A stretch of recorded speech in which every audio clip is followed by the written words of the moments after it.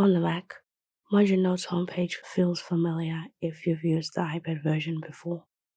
Your screen is divided into two, with a left sidebar that you can toggle.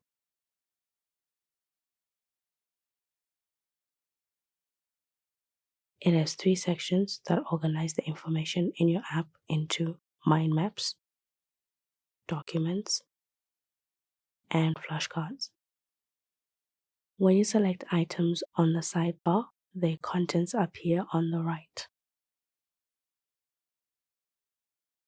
The study set library shows your mind maps in the app.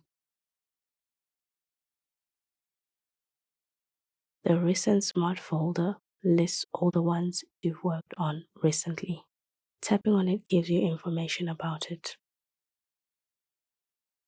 documents in it, mind maps, and flashcards in that study set. Recents are handy for quickly accessing research or study you're working on. You can toggle to hide and show its contents. The document section contains all the documents you can bring into the app. MarginNote organizes them into categories and folders.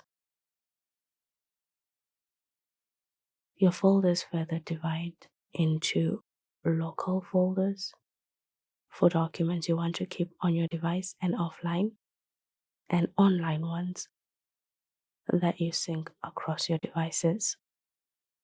The last section on your sidebar is the review section for the flashcards you create in the app. Toggling the sidebar gives you more room to work with, but on the homepage, it also hides your navigation options. It's best to keep it visible